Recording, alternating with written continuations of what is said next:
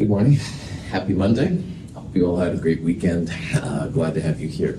Today at 1:10 p.m. when we meet in lab, you'll turn in the determination of KSP, delta G, delta H, and delta S for calcium hydroxide lab. That's the last math lab, which is kind of cool. We'll talk about what that means in lab today.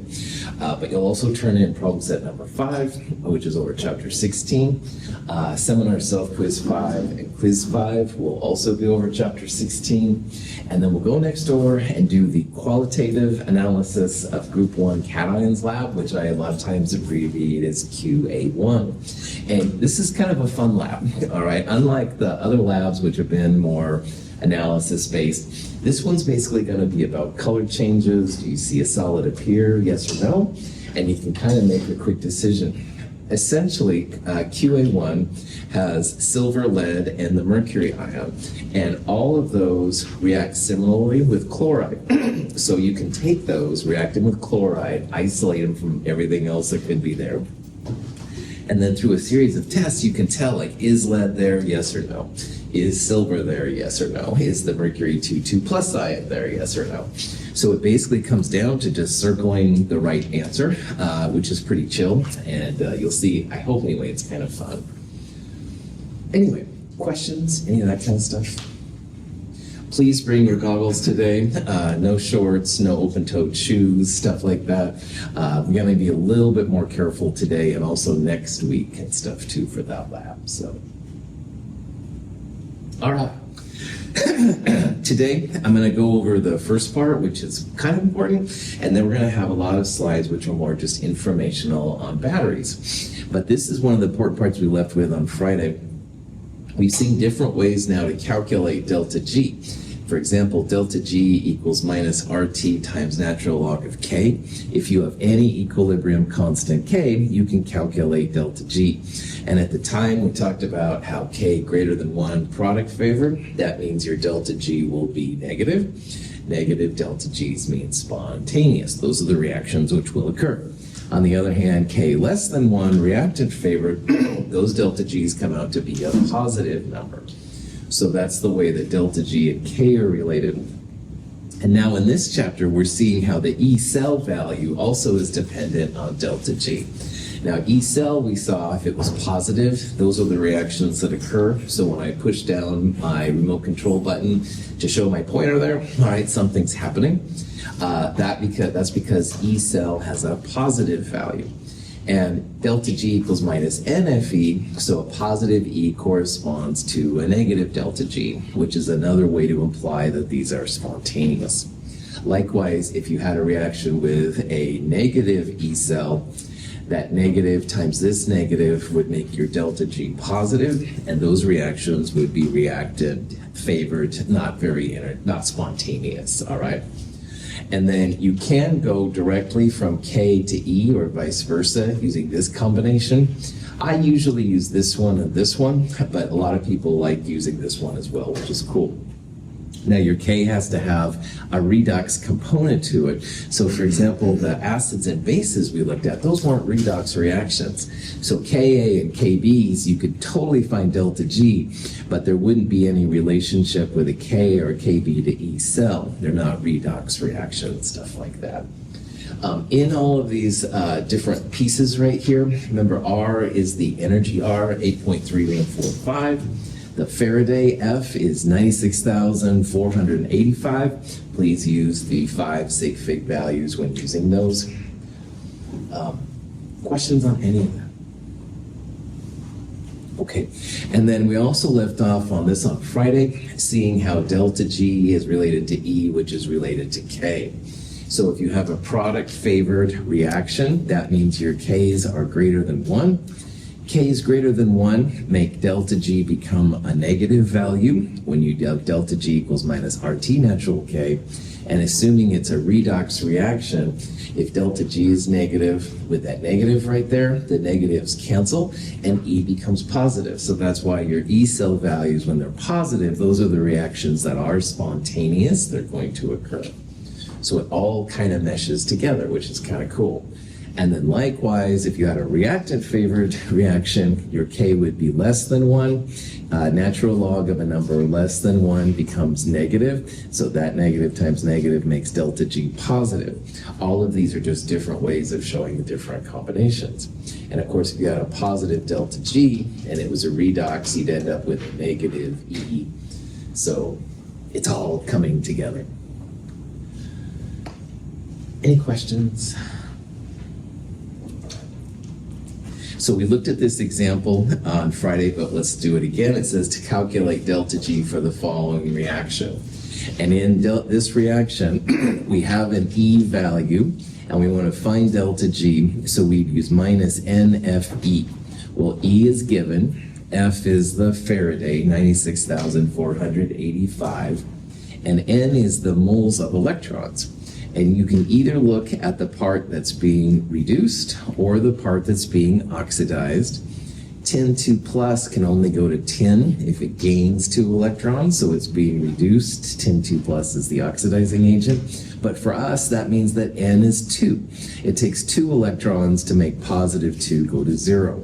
But you can also do it through the oxidized part. Vanadium is becoming more positive. I can only do that if it loses 2 electrons. So vanadium has lost 2 electrons, it's being oxidized. Your N is going to be 2 either way you look at it. So you plug this in your calculator, it comes out to be minus 206 kilojoules. Remember that positive E should imply a negative delta G because of that negative right there. Spontaneous reactions make these values positive. A lot of times the delta G values are big, so they divide it by 1,000 to turn into kilojoules. Questions, any of that kind of stuff? Yeah. Pretty sure I say someone asked this last time, I just want to make sure. We don't have to worry about natural log of K unless it's stable. Oh, not in this problem, Antonio. There could be a question like, what is the equilibrium constant for this reaction? All right, and then what I would do is I'd probably find delta G first, and from there find K. But in this one, no, you don't need it at all. That's right. So you could find it, but you don't have to.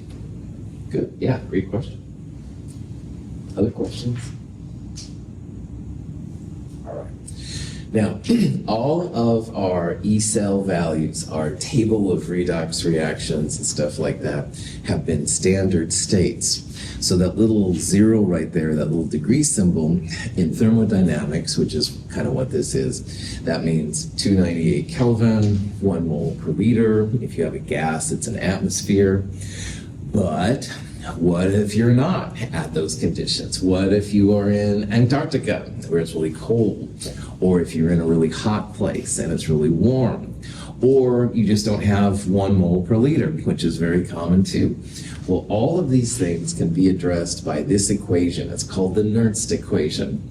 And Nernst realized that a lot of times the cell potentials are not done under standard conditions, and there has to be then a way to figure out what the cell values are.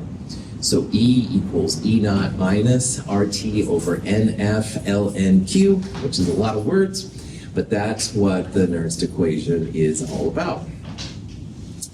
And at first this seems really wild, but it's totally doable if you kind of take it in steps. So E naught would be the cell potential under standard conditions. So assume you're at 1 mole per liter and 298 Kelvin and all that kind of jazz. Find out what that value is, and then this term just kind of augments what else you've got going on. Now, a lot of these you could probably figure out right now, but we're going to go through them either way. R is just our good old gas constant, R, 8.3145. T, as you probably guessed, is temperature. Make sure you use Kelvin, don't use Celsius, or heaven forbid Fahrenheit or something like that. And then F is the Faraday constant, 96,485 joules per mole electrons, or coulombs per mole electrons, excuse me. N is the moles of electrons transferred. So in that last example, we had vanadium going to vanadium 2+, N would be 2. That was a 2 electron transfer. N will always be a positive number. I don't think I've ever seen it above 6, but you could have a bigger value than that. Excuse me. Whatever your moles of electrons are, that's what you want to use. Now, Q is the reaction quotient, which we talked about since the equilibrium chapter. Q looks just like K. It's products over reactants, but you want to put in whatever values you're dealing with. So if you don't have 1 mole per liter solutions, that's where Q pops in, because you could have less than ideal kind of values and plug it in. And again, E naught is just the standard condition potential. So you can probably figure this out using those redox tables.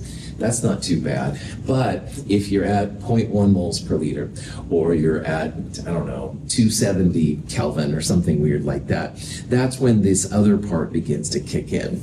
It can make the potential bigger. It can also make it smaller. We'll talk about a little bit how you can use Le Chatelier's principle kind of to make sense of your answer when you get it. Any questions on this? Zinc copper cell shows a potential equal to the standard potential of 1.10 volts when both zinc and copper are in solution at the same concentration. If more copper ion is added to the cathode compartment solution, however, the cell potential increases. Now, at first, you add some copper, the cell potential goes from 1.10 to 1.11. And you're probably like, oh, whoopee-doo, all right. But that is a difference from what the standard potential would suggest. The 1.10 is great. If you have everything at 1 mole per liter and you're 25 degrees Celsius, that's the value you get. So the next thing you might think is like, why does the copper 2 plus change the potential? And good old Le Chatelier's principle will actually help you out here. So if you add a lot of reactant to a reaction, will the equilibrium shift to the product side, to the reactant side, or not do anything? Yeah, to the right, to the product side. You add a chemical that's a reactant, it shifts to the opposite side, to the right side. So by adding this copper 2 plus solution, which is a blue color, by the way, it should make your reaction go to the right. Now, equilibriums that become more product favored have bigger and bigger Ks. And as we talked about, if K gets bigger, that means product favored, that's going to have an effect on E. So you can see how it becomes more positive as it goes to the product side. You've got more reactants reacting to become products this way. So Le Chatelier's principle actually works here too. Add a reactant, it moves to the product side, your cell potential would actually go up. It's going to get bigger. You've got more reactions happening. On the other hand, if you started taking away copper 2 plus from the solution, well, taking away means the reaction's going to shift to the reactant side. Le Chatelier's principle would suggest that this is going to becoming more reactant favored and cell potential will actually get smaller. So it's amazing how Le Chatelier's principle really helps out chemists to figure out kind of how reactions will go. If you added a lot of zinc 2 plus, it would also shift to the left. We would predict the cell potential would go down. On the other hand, you start taking away zinc 2 plus, reaction shifts to the product side, more product favored, cell potential should go up. So Le Chatelier's principle is amazing in some of the things it can do. Here's an example of how Le Chatelier's principle works. We have this cell set up, all right? This is the shorthand notation for electrochemical cells. On these kind of reactions, electrons always flow from left to right. So what that means here is we have zinc going to zinc 2 plus. So down here you can see here's zinc going to zinc 2 plus and the cell potential associated with it. And then this is the phase barrier, the salt bridge, stuff like that. On this side, you have H plus going to H2. Now this is the so-called She electrode, the standard hydrogen electrode. It's how all cell potentials are defined. This could be either direction. However, because we know that zinc is going to zinc 2 plus and giving up electrons, the She electron is going to have to absorb those electrons. You can't have electrons just dangling, or you couldn't have two oxidations, blah, blah, blah. pH of 0 tells you the concentration of the H plus that's there. And also notice, though, that we have a zinc 2 plus ion concentration and an H2 pressure, all right? We're going to use these here pretty soon. But for right now, what I hope you can see is this is not a standard condition cell. And here's why. It's not 298 Kelvin, all right? Standard temperature would be 298. 290 with a dot implies it's a little less than that. We also have a zinc 2 plus concentration, which is less than 1 mole per liter. We have a gas concentration, which is less than 1 atmosphere. So both of those are like under what the standard condition should be. Now, if you remember back from the acid-base chapter, you can go from a pH to an H plus concentration. You go 10 raised to the power of minus pH. So 10 raised to the power of minus 0 is 1.0 moles per liter. So the H plus here is actually standard. All right, that's one of the few things that is standard in this one. But your zinc 2 plus and your H2 are certainly less than standard. So we can actually use all this rigmarole here to calculate the E cell value. What we're going to do, we're going to first find E naught under standard conditions, and that's where we're going to use these values from the table. And then we're going to plug in the minus RT over NF natural log of Q to figure out how the cell potential changes when we're at these weird conditions right here. Any questions on the theory here going on? Okay. So when you're using the Nernst equation, first thing you got to do is just find E naught, the normal value of the cell potential. And that's where that table pops in. Now remember, when you add your half reactions together, you have to make sure the electrons go away. And you can literally add these two together and the two electrons cancel out. So 2H plus zinc, coming zinc 2 plus and H2. Make sure everything is balanced for atoms and charge. It is. We literally just add these cells together here, E naught 0.76 volts. So if this reaction was done under standard conditions, 298 Kelvin, 1 mole per liter zinc 2 plus, and an atmosphere of H2, we would expect the cell potential to be 0.76 volts. Questions on that part? Now, notice here how the oxidized part gave off 2 electrons and the reduced part gained 2 electrons. We're going to need N on the next slide. In this reaction, N is 2. It's literally the electrons being transferred, all right? So it takes 2 electrons to cancel those 2 electrons. That's where the N of 2 comes in. All right, now when you get to Nernst, we've already got the E naught. That's the 0.76 volts, the standard condition. And what we're going to do now is go minus RT over NF natural log of Q. Plug and chug. R, 8.3145. Kelvin temperature in the problem, it said it was 290 Kelvin. N is 2 moles of electrons being transferred. And F, 96,485 coulombs per mole of electrons. And all of that you're going to multiply by the natural log of Q. Excuse me. Now to figure out Q, you look at the overall reaction. And remember, Q like K, you don't want to put solids and liquids in, but anything that's aqueous and a gas gets popped in. So in this reaction right here, we'll have an H plus term, we'll have a zinc 2 plus term, and an H2 gas term, but we won't have zinc solid. We don't put solids and liquids in equilibrium. Questions on that?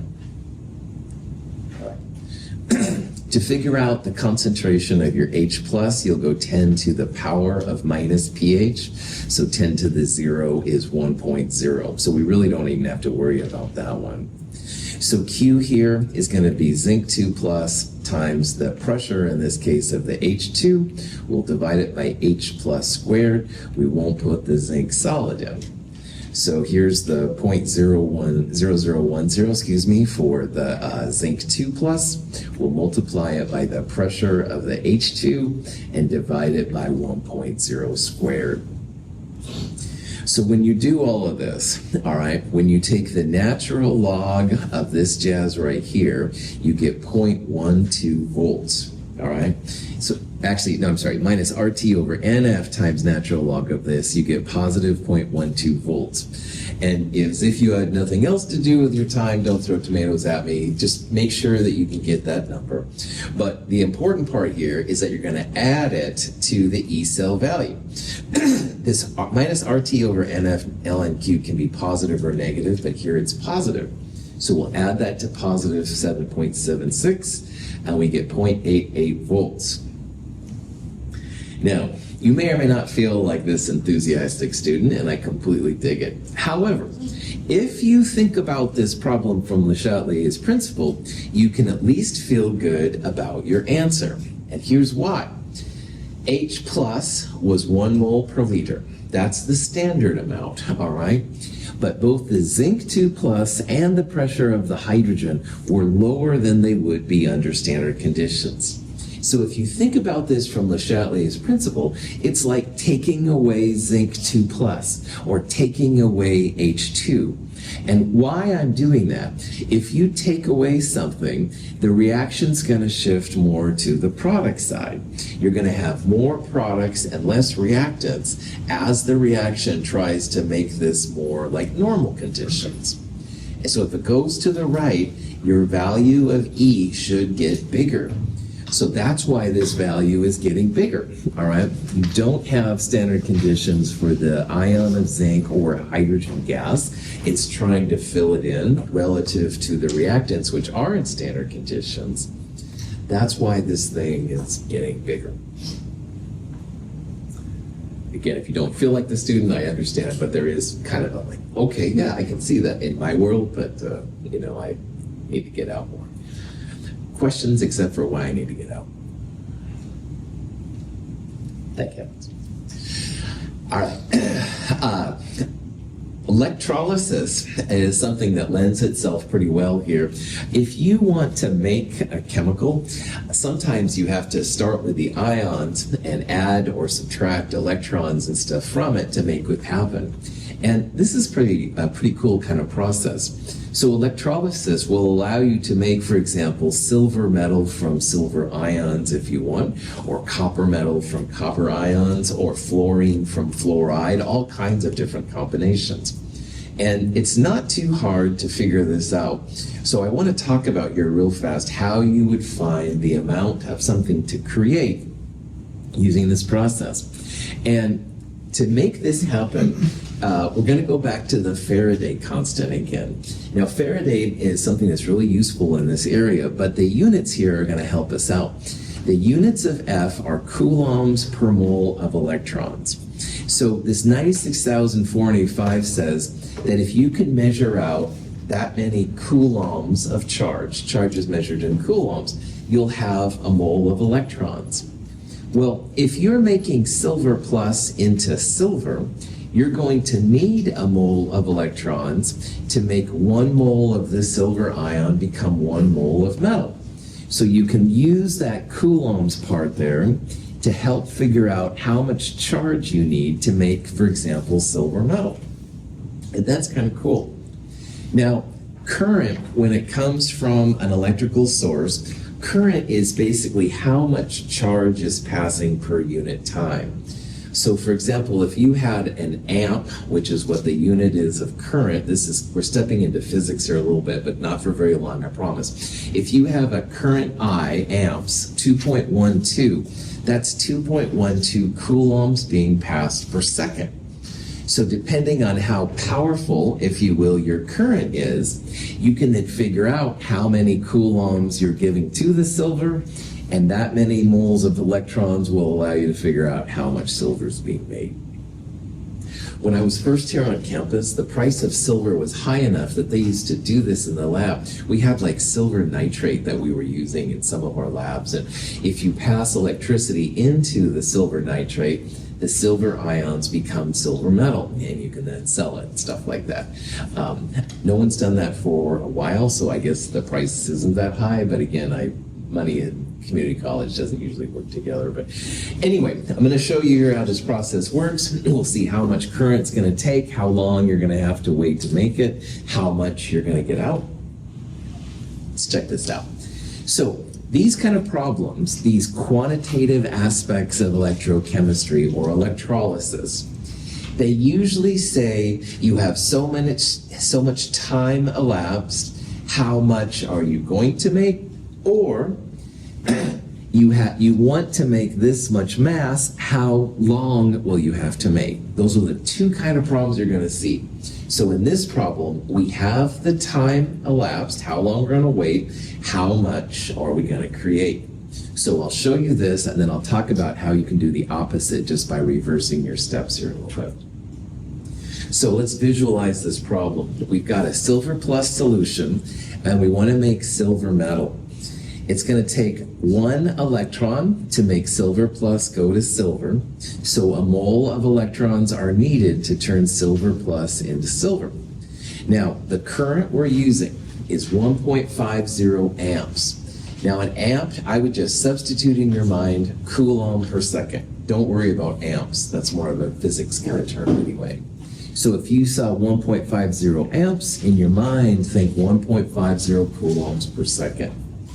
So if this current goes through for 15 minutes, the question is, how much silver are you going to get out? I.e., how much silver are you going to bring so you can sell it, make money, stuff like that.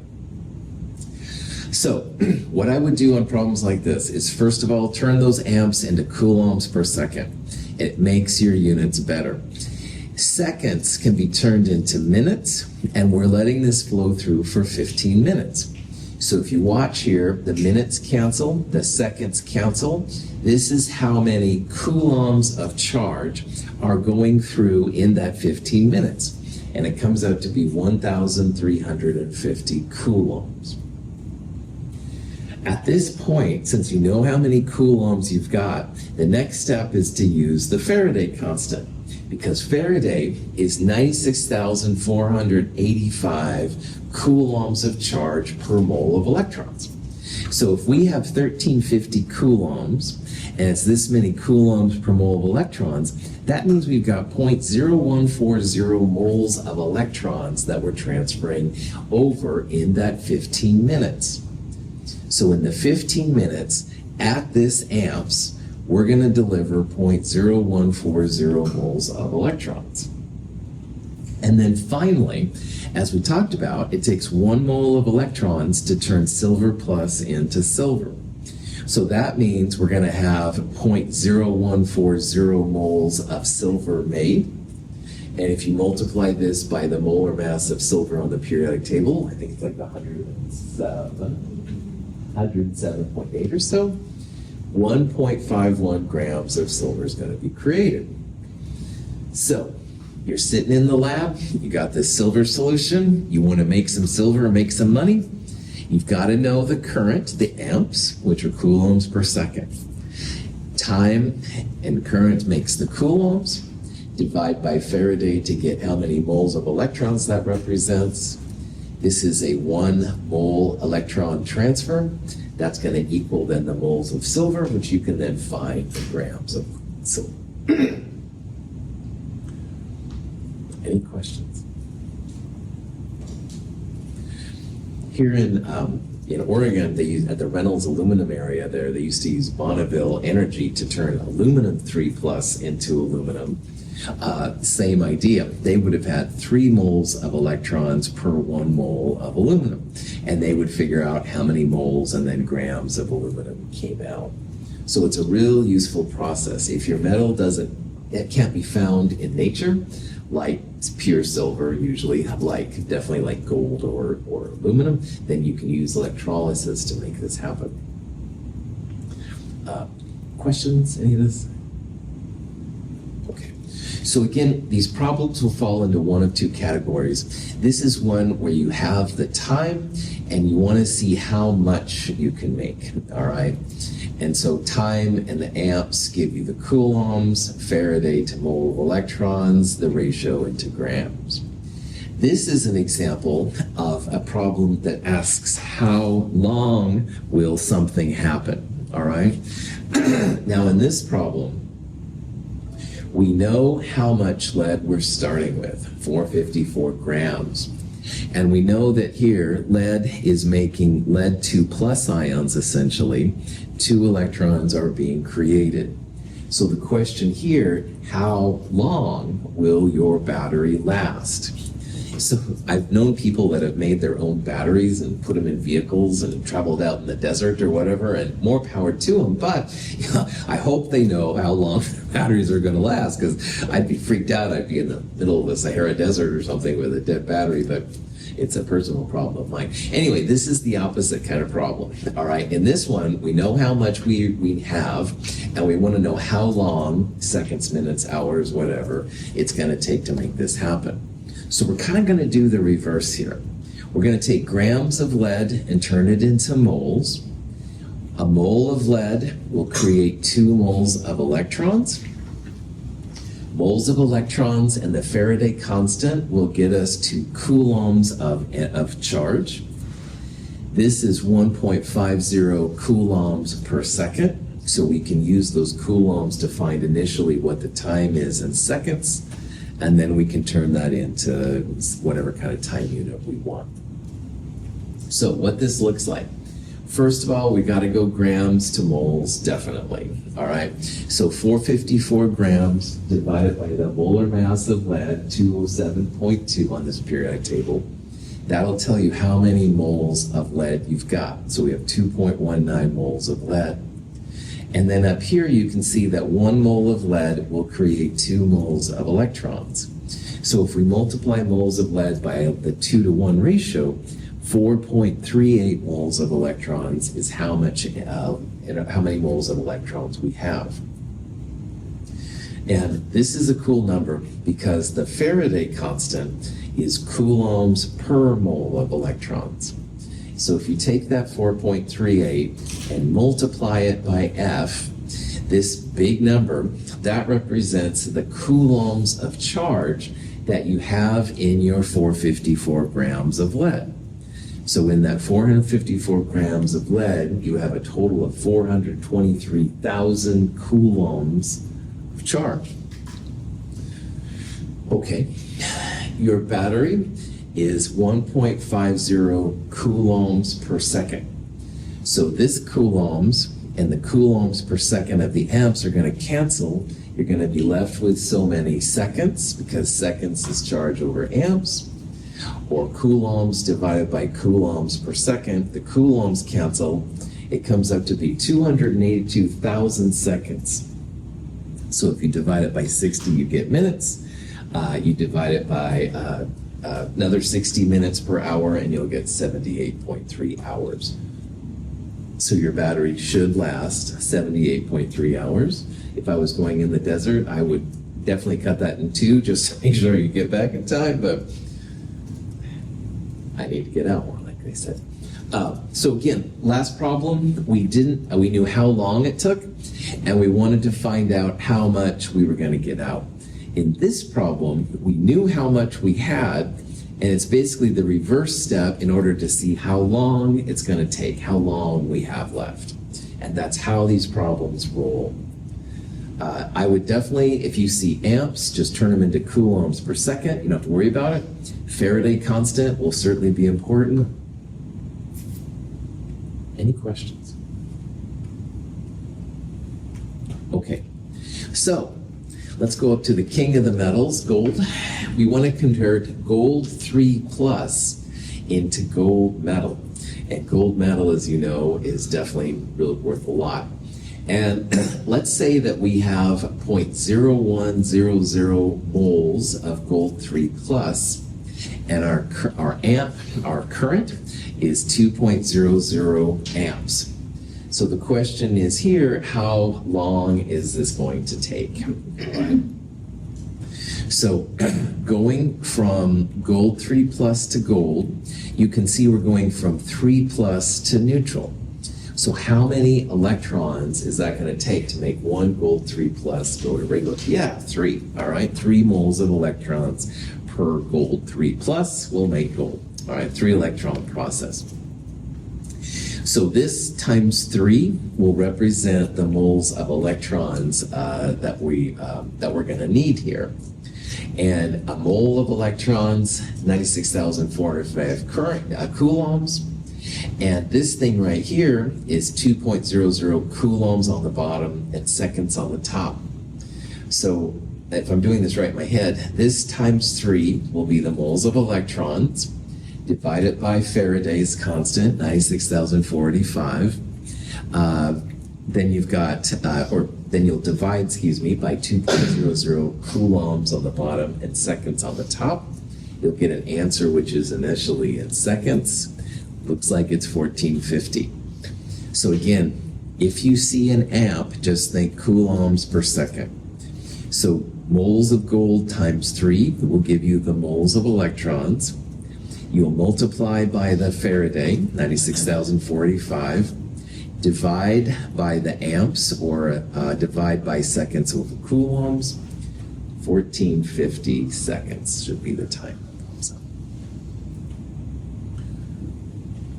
any questions on that? All right. With the time I have left today, I'm going to buzz through these pretty fast, but I do want to talk a little bit about batteries and also corrosion. And redox is so helpful for so many different things around us. Batteries, I think, go without saying, and cell phones and stuff like that, but also it helps to prevent corrosion of metals and stuff like that too, which is cool. So I'm just going to buzz through this. This is all information. If you want to start texting your friends, I won't be offended. But anyway, batteries, obviously important. They talk about primary and secondary. Primary batteries are usually ones that can't be recharged. So if you have a battery that you throw away when you're done, that's a primary. But a secondary battery is reversible. You can have the current run down, but then you can recharge it back and then use it again. And of course, after a while, you can't use them again, but they last a lot longer than the primaries do. Common dry cell battery. Zinc metal at the anode releases 2 electrons to form zinc 2 plus ion. These electrons flow to the cathode, a graphite electrode, where ammonium ion is reduced to ammonia and hydrogen gas. The hydrogen gas flows away from the cathode and reduces the surrounding manganese dioxide from the +4 to the +3 oxidation state. This is what usually happens with C and D kind of batteries. We don't need to know about the chemistry. It is kind of interesting, though, how elaborate there are, lots and lots of different pieces in it. And also some of the chemistry is quite bizarre. Like this is a manganese +3 compound. And I know that doesn't mean probably a lot to you, but manganese +3 is actually kind of a rare metal ion charge, but it's used a lot in these kind of processes. However, after a while, then your reaction's all done. You've got a bunch of zinc 2 plus and ammonia and hydrogen gas running around, and the battery is dead. However, if you can listen to your instructor just for a little bit, man, don't throw batteries just away on the ground. All right, at the very least, try and dispose of them in a garbage can. You can recycle them sometimes, which is even better. The chemicals that are left over on these things are really, really funky and not things that you want to have around all the time. So when I'm in Fred Meyer's and I see people just throwing their batteries on the ground or whatever as they fill up their who knows what's, then I'm always like, oh, because those metals, man, they get into the environment and it's not cool. A lot of bases and acids and stuff like that. So, all right. Proselytizing over. In an alkaline battery, zinc metal at the anode releases 2 electrons to form zinc oxide under basic conditions. The 2 electrons are transported to the cathode, where manganese dioxide is reduced from the +4 to the +3 oxidation state. Hydroxide ions are transported from the cathode region to the anode region of the battery. Most of the Duracells and those kind of batteries are these alkaline batteries. Alkaline means basic. So when you have an old battery left around, it's got like crusty white stuff on it, be careful. All right, that's going to be really basic. It'll feel slippery on your fingers if you're not careful. And anyway, just another reason to try and throw them away when you're done. But anyway, it's amazing and stuff like that. They can create lots of different things, but be careful. Bases, of course, are powerful. A lot of the little tiny batteries used in watches and electronics, there's different kinds of them. This one is a silver one, all right? And so you can see that silver metal is made at the end and stuff, which is kind of cool. So sometimes you hear about people recycling batteries, old batteries, and if you can, this is awesome. One of the things they look for would be things like silver and stuff. But anyway, as always, be careful. A lot of metals running around. A mercury battery is very similar to an alkaline battery. In this case, zinc is oxidized to form zinc oxide, while mercury 2 oxide is reduced to form liquid mercury. Hydroxide ions are transported from the cathode region of the battery to the anode.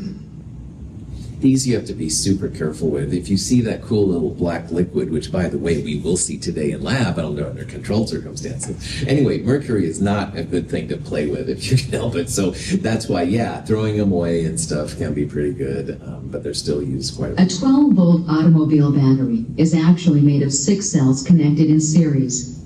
Each cell produces about 2 volts by the reduction of lead dioxide at the cathode and the oxidation of lead metal at the anode. This is a conproportionation reaction. The products of both the oxidation and reduction half reactions are lead-2 sulfate. This is what we use a lot of times in our cars, and again, lots of lead, so be careful of it and stuff. But it is kind of a rechargeable one, which is really nice. Lots of different combinations. Again, having lead around is crazy. In physics, you'll talk about how while an individual reaction like this is worth about 2 volts, you can combine the cells together to give like a 12-volt battery. That's more of a physics thing than a chemistry thing, but it is cool. These are acidic, on the other hand, so be careful if you start having old batteries around. These will not make your fingers slippery, but they will burn sulfuric acid. Enough said. In a rechargeable nickel-cadmium battery, cadmium is oxidized at the anode to form cadmium hydroxide under alkaline conditions. The electrons are used at the cathode to reduce nickel from the +3 oxidation state to the +2 state. The products of each half reaction adhere to the electrode surfaces. Application of an external current to the battery can reverse the reactions, oxidizing the nickel back to the +3 state, while reducing the cadmium hydroxide to metallic cadmium. This is an amazing reaction as a chemist. I mean, taking a hydroxide and back to the metal, as well as having this weird nickel 3 thing go to the nickel, or nickel 2 go to nickel 3. Fascinating chemistry. But on the other hand, we use these a lot. Some of the charge drills and stuff like that use them. Again, be careful. You see any old batteries around, don't be, trying to open them up or anything, because wow, they are powerful inside. The lithium batteries are also used a lot. They have different kind of combinations. It's amazing they could figure this chemistry out. A lot of times in geology, they'll use fractional things to represent atoms. This is more of a geology representation than a chemistry one, but that's okay. Anyway, used a lot and stuff, different things. Lithium ion, though, is what most lithium is used for. And this is such a powerful reaction that they're actually having problems getting enough lithium for different things. A lot of computers and stuff use this. This is a rechargeable battery, definitely. The hydrogen fuel cell, people always want to use, and I think it would be great. Hydrogen fuel cells eventually are basically about making water. So hydrogen and oxygen comes together to make water. You get some cell potential out of it. Awesome. The advantage of this, of course, is you have essentially just water being created. All right, and water should be pretty good for the environment, all that stuff. A little bit of acid running around, so I mean, don't be too, carefree about it, but much safer on the environment and stuff like that. That's why it would be really cool. They usually have some kind of catalyst to make this all happen, and of course that's a trade secret as to what it is. Different names for it, but anyway, maybe. Electrolysis, as we talked about, can be used to make different combinations of different pieces. So normally, if you have a tin 2 chloride, SnCl2 aqueous solution, it just sits there, nothing's happening. However, if you apply electricity at the right amounts, you can actually make the tin metal appear and the chlorine gas. And chlorine in water makes kind of a weird yellow, sometimes green color. So again, if you apply the right amounts of electricity, you can do it, and you can study those cell potentials to figure out how much you need. This shows two different cells. This is the reaction that would occur by itself, a voltaic or galvanic cell. So copper 2+ ions and tin metal will absolutely react to make copper metal and tin 2+. It has a positive E cell value, all right? So you put everything together and you don't do anything, this is what's going to happen. On the other hand, you don't want that to happen, all right? This is where it becomes an electrolytic cell. So you're flipping the whole reaction around. So notice that this reaction flipped is this value right here. And we talked about how if you flip a reaction, you just change the sign of the E cell. So if you want tin 2+ and copper to make tin metal and copper 2+, you'd have to add 0.48 volts from another reaction to make it happen. So this one would be an electrolysis or an electrolytic cell. Well, this would be voltaic or galvanic, one of those reactions that happens by itself. And in theory, you can do this for any combination. This is one that's been studied and stuff, so they know that it works. The decomposition of water is thermodynamically disfavored, but can be made to occur by electrolysis, the application of an external electric current. Here, platinum electrodes transfer electrons between two cell compartments to separate the decomposition products. Gaseous oxygen rises from the anode at the left, hydrogen from the cathode at the right. So you can actually make the water break down, but it's not easy to have happen. Both of the anode and the cathode have negative cell potential, so the overall cell potential here, which is essentially, again, making water break down, minus 1.23 volts. However, if you add electricity, you can make it happen. Hydrogen is collected at one side, the oxygen at the other. Be careful, it's basic and stuff. But anyway, water doesn't normally break down by itself. But hey, if you wanted to, nothing's impossible. Chlorine and things like that are also things you have to make through electrolysis. And why this is probably important to you more than anything is that bleach is basically an electrolysis product. And so bleach is essentially a sodium hypochlorite. OCl- is the hypochlorite ion. Now, nothing in this reaction is happy, all right? They're all negative values. So the whole cell potential is quite negative. On the other hand, if you add 2.19 volts, you can make the chlorine, and chlorine can be made then to make this sodium hypochlorite and stuff like that. Sodium hydroxide is Drano. That's another substance that usually they'll make through electrolysis. And apparently this is a kind of a funky picture, but they have like these huge rows and rows of things, so they can just make the chlorine come off and then make the other chemicals come off too. Sodium chloride melts at 800 or so Celsius. So if you melt NaCl and you apply 4.07 plus volts to it, you can make pure sodium metal and pure chlorine gas. So this is a very large cell potential. Most of the cell potentials we've seen have been 1 or 2 volts-ish, so -4 is pretty crazy. But the other thing you have to realize, you have to use dry sodium chloride. You literally melt this NaCl, which is not an easy process to happen. But that's how the sodium metal is created. You can make chlorine gas. This guy here, Charles Hall, asked his chemistry instructor, how can I make a lot of money? And the instructor says, figure out a way to make aluminum, all right? And he worked for a long time, and it was a frustrating process, but he did come up with this way where you can make aluminum through electrolysis. And this is what Reynolds' plant here did in the Oregon area, pretty good. So yeah, Hall became really rich and apparently really arrogant too. I don't know if I'd recommend that part, but It is kind of cool. Hall's process is still used in the formation of pure aluminum. Aluminum used to be really rare. Napoleon apparently served his guests on aluminum plates because it was really rare, like gold or something. But now aluminum is just everywhere, so not seen as cool thanks to Charles Hall stuff. But you can also use aluminum for aircraft and other things too. All right, so that's basically it for this chapter. Hopefully you get an idea of how important some of this stuff is. We will definitely talk about that more today in lab. Thanks for being here. Have a great day.